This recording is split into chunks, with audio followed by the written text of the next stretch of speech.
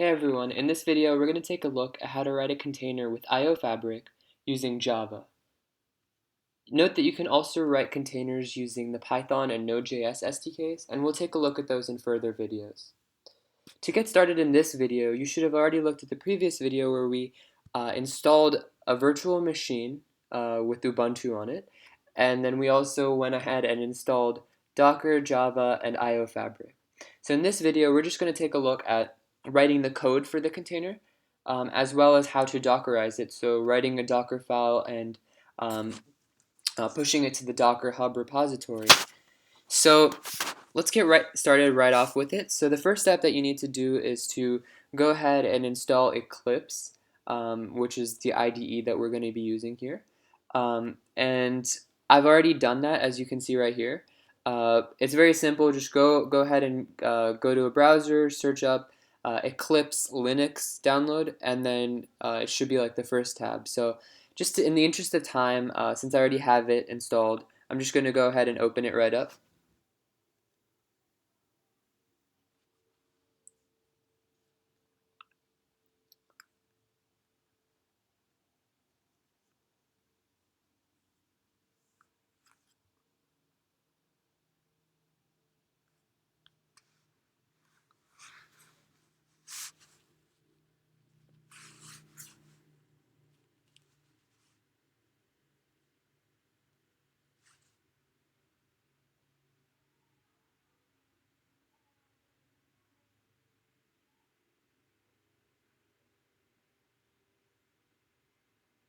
All right, so we have Eclipse opened up, and the first thing that you're going to want to do is you're going to want to create a new Java project. For me, I just created one called Container, but the way you do that is you go up to File, New, and then Java Project. You hit on this, and then you can name it whatever you want. Again, I named it Container just to make it really simple. And then you just hit the Finish button, and it'll create a new project for you. So before we get any further with this, in order to use the iotracks SDK for iofabric, you're going to have to download a jar file from the iotracks GitHub. And so we're just going to go into the browser, and I'm going to show you how to do that right now.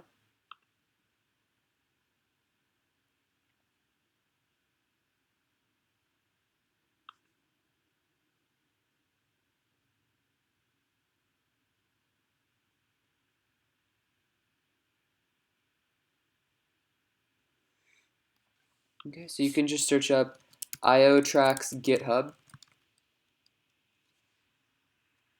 and you can go in here. And the one that you want to look for is Container SDK Java. And so we open it right up, and then so you're going to want to open up the most recent one. So in this case, it's the 1.1 version. And then you're going to want to save it somewhere where you can find it later. So I already did that, so I'm just going to go ahead and continue. So from here, what you want to do is you want to basically add it as an external jar in your project. So in order to do that, you need to go to Project, Properties. Note that we have this selected. You have to have it selected, otherwise nothing will happen. And once you're in Project Properties, you want to go into Java Build Path, and then you want to add external jars, and then put in the file that you downloaded. So just going to go ahead and continue in the interest of time since we already have it. And now if we look at the code, you're going to want to basically write two classes. So select the project, and then go to File, New, Class. And then you're going to want to name them what you want them to be called. For me, my container is called Speed Tracker. And then you also have to have this listener, which is, you can name it anything, just don't name it iofabric API listener, because that's the name of an interface that we're going to be implementing in this class. So, I don't know, a name that makes sense would be IOF listener, maybe my IOF listener, anything as long as it's not the same name as the interface specified in the iotracks SDK. Okay, before we go a little further, let's just, I'm going to go ahead and explain what exactly my container is. So my container basically is a speed tracker simulator. And so it's one of those highway speed trackers. So it'll tell you at any moment um, what is the speed of the car, if there is a car, what is the speed of the car that is closest to it. So in this case, we're going to have some random variables. We're going to have basically one function or one method that tells you, you know, this is the speed. And uh, a lot of the other stuff is going to be related to talking to the iofabric um, and, of course, implementing this listener. So we're going to go ahead and get started with looking at the IOF listener. Okay, so basically, all you need to do in the beginning is to type in public class IOF listener implements iofabric API listener, and you're going to get an error. And the error is going to say, you haven't implemented all of the methods that you need to implement. Would you like to fill these in? So let me just give you an idea of what that means. Let's say I were to comment out this method right here on bad request. So you see I'm getting this error, and it says, the type IOF listener must implement the inherited abstract method on bad requests. And so what you can do is you can just click this add unimplemented methods, and it will go ahead and write the function definition for on bad request. So let me go ahead and just uncomment that out. All right, so basically this is a very bare bones implementation of the listener, and it doesn't need to be super complicated. So if you look at basically every method that it gives to you, the default is just leave it as is. There are, I think, three exceptions here that you should go ahead and fix, and we're going to go talk about those right now. So first of all, let's get the constructor out of the way. So obviously you want to instantiate your listener, but you can't do that with an interface, which is why we need this implementation. And so within the IOF listener constructor, what we want to do is we want to instantiate an instance of our container. So in this case, it's going to be a speed tracker. So we have a field for the speed tracker, and we're going to instantiate it within our constructor. Oh, yeah, just one more thing. As for the import statements, they should automatically be taken care of. So, this is not something that you need to go ahead and type. It'll automatically happen when you say implement iofabric API listener. As for the other methods, as I said, basically keep them as is. Don't change them. The only few exceptions are on bad request and on error. So it's a good idea that if you're getting some sort of error, that you want to make it easy to debug from there. So a nice idea is to basically print out your error, or if you have a throwable, you have error.getMessage. So basically you want to give some sort of explanation for why it's failing. Okay, so other than that, there's just this onNewConfig method, which you can or can't change depending on what you want to do with your container. So the nice thing about this onNewConfig is you have this JSON object called config, and it has basically key value pairs. So basically, so if you have, say, a key called frequency, you can basically set a certain field of your container. So in this case, the speed tracker. For instance, I can change the frequency of how often I want to, get the speed from the speed tracker. So you can use the config.getString. This is equivalent to getting the value of whatever key you're looking at. And so basically the nice thing about onNewConfig is it allows you to make your container more fine-tuned, and it allows you to sort of make it very configurable. Okay, so that's basically all there is to the IOF listener. Now what we're going to do is we're going to go ahead and look at the actual container. So again, don't worry about the import statements. They basically take care of themselves. As for the what exactly my container is doing, let's just go ahead and get that right out of the way. So the first, the main method that does the speed simulating in my class is going to be the speed function.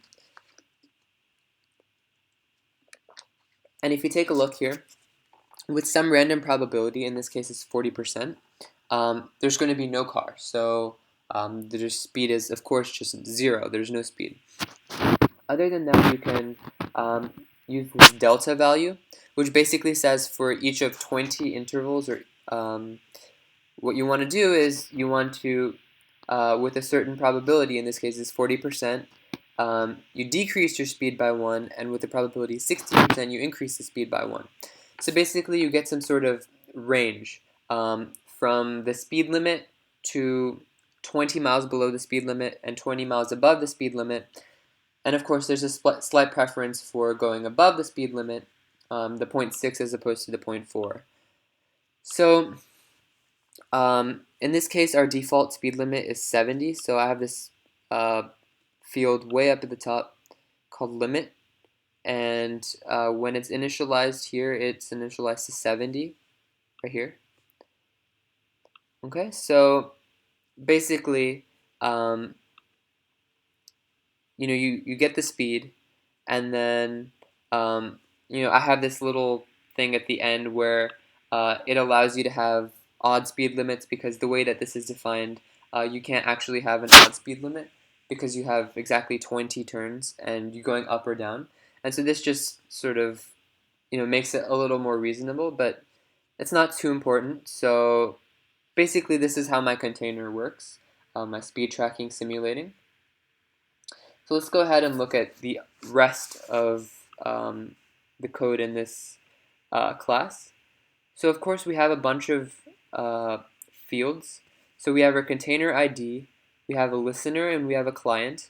So listener is basically going to be an instance of the IOF listener, and the client is going to be an instance of the iofabric client, which is specified in the SDK. In addition, we're also going to have this message, IO message rather, and this is basically what we're going to be using to communicate with the IO fabric. And we're going to basically be changing the fields of the IO message, and we'll go ahead and see that in a bit. But we change the fields and then we push the message. In addition, for my specific container, I have this random variable because I need to do some, I need to implement some randomness in my speed function. But that's not too important. You might have some random variable as well. And then of course we have these two configurable fields, which are the frequency and the limit. So you can change the speed limit. If you're not going on a 70-mile-per-hour road, you can change the limit. And of course you can also change the frequency. I think the default here is every 2 seconds. So you can change that. Okay, so basically in our main method we have a new speed tracker. We instantiate it. Right? And then we want to do 3 parts. So we want to connect to the IO fabric, set up the fields of the message, and then we want to continuously post at every 2 seconds, 3 seconds, or whatever our frequency is. So let's go ahead and look at the connect method first. And basically your code is going to look exactly like this. This is all-purpose code. It'll work for you. It'll work for me. So what we do is we instantiate a new listener. Of course, as I've mentioned, you can't instantiate an iofabric API listener because that's an interface. So we implement our, we have our implementation of the interface, and then we instantiate a version of that. Then you'll have this iofabric host as well as iofabric port, as well as this container ID. So these are basically the fields of what we're going to be using to connect to the client. And here you can see client is, of course, instantiated using these 3 fields: the iofabric host, the port, and the container ID. So this is basically all that there is to the connect. And your code is going to look exactly like this. One little detail is that we can set the container ID when we use the docker run command, and we can set this basically using a flag in the docker run command. Okay, so that's connect. So other than that, we have to look at init. And init is basically where we set all of the fields. So we create an IO message, right? And then we set all of these random fields like author group, author ID, group ID, etc.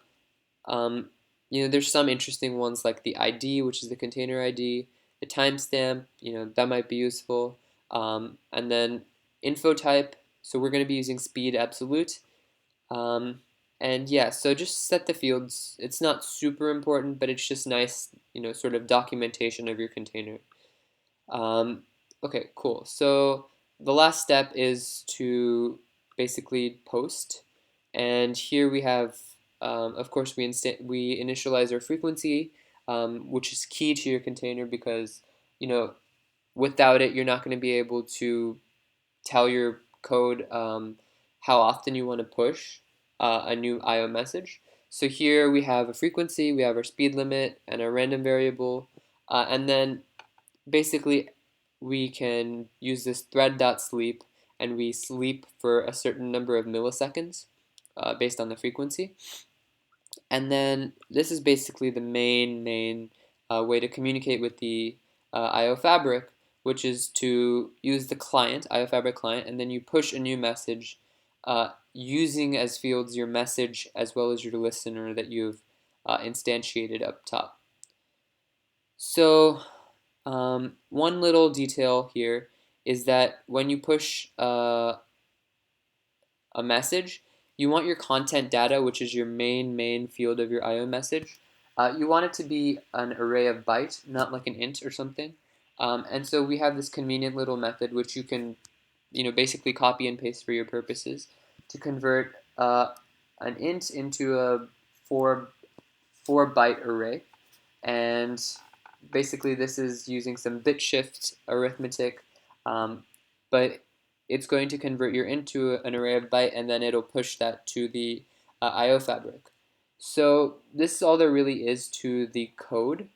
Um, and so basically one last step that you're going to want to do in this Java Eclipse IDE is you want to file, export, and then choose on Java and then runnable jar file, and then you can go next, and then put in where you want to launch it to, and your destination, and then you're done.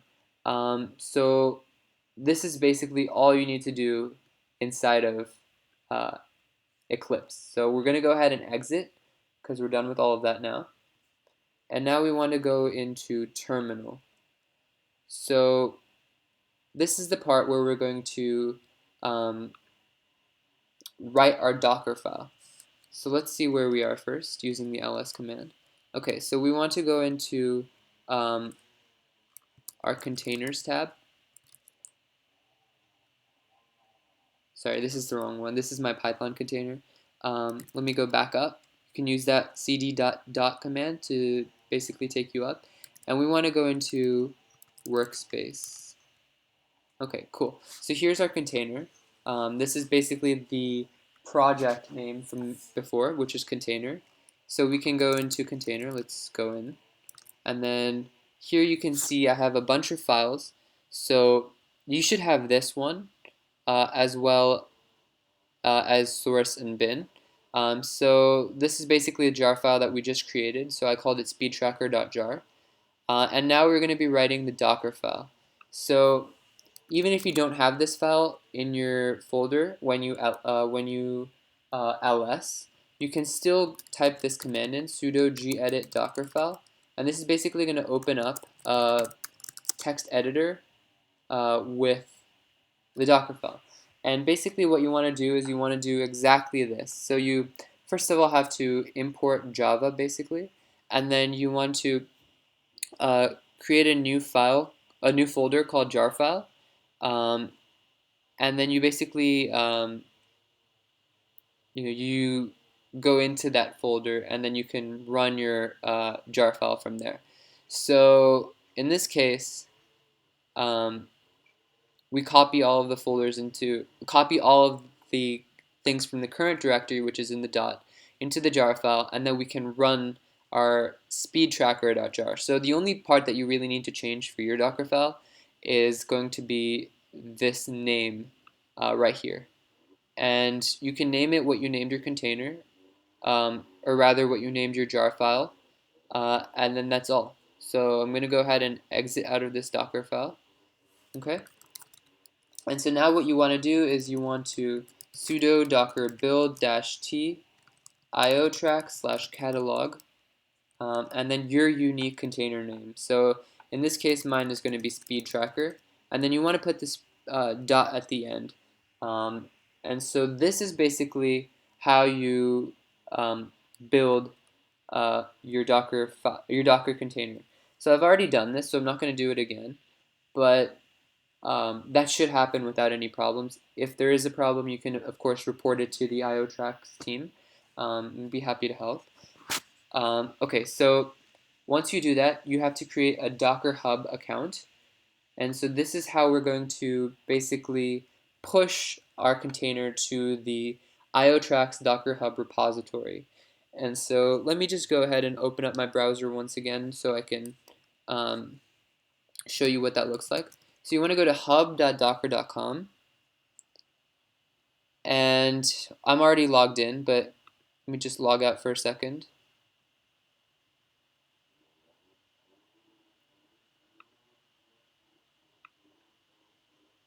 Okay, so you can basically create your new account, and once you do, you can basically what you have to do is you have to email your Docker Hub account, basically your handle, to the iotracks team, and there's a specific email listed in the online tutorial version of this.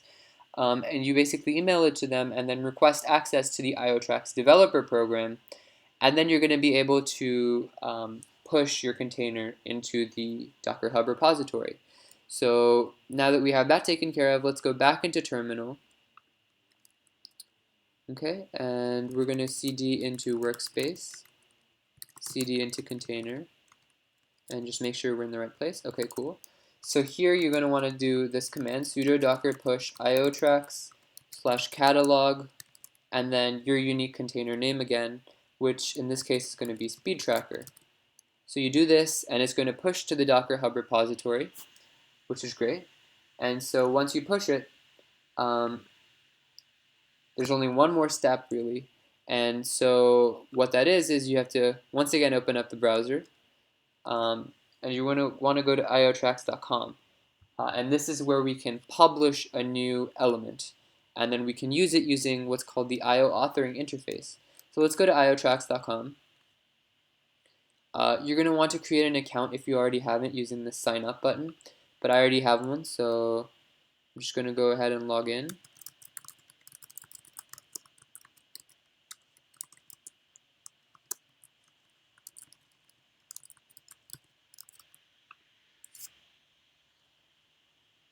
Great, so we're in, and you're going to want to go to this Publish tab, and then we're using Ubuntu here, so note that you can also use iofabric with ARM Linux and Raspberry Pis, which is very, very cool. But in this one, we're using Ubuntu on a virtual machine, so we want to publish a new element for standard Linux. And you know how it comes up with this, this drag and drop thing.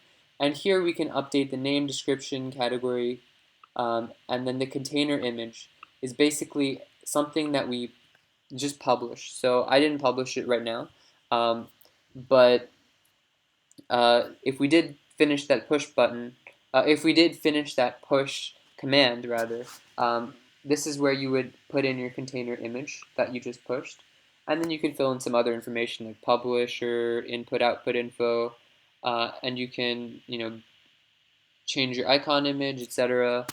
Just some cool stuff. And note that I've put it in here right now. So if you take a look here, if you go into build, the cool thing is that you have this new element right here. So as soon as you finish with your container publishing, it'll be right here available for you in the IO authoring, and you can build with it immediately. You can select an iofabric instance to run it. So I have a Raspberry Pi instance. You might have like you're gonna want to use your Ubuntu virtual machine, and so you can put that in there. You can basically run it on your virtual machine, and when it's running, it'll even give you the status that says it's running. And so this is how you can use your container. So I made a speed tracker. Feel free to experiment with whatever um, cool containers that you can come up with. Um, and yeah, so this is basically all there is to writing a container with Java, um, with the iotracks SDK. So, I hope you enjoyed this video. If you have questions, feel free to reach out to the iotracks team. Um, and thank you.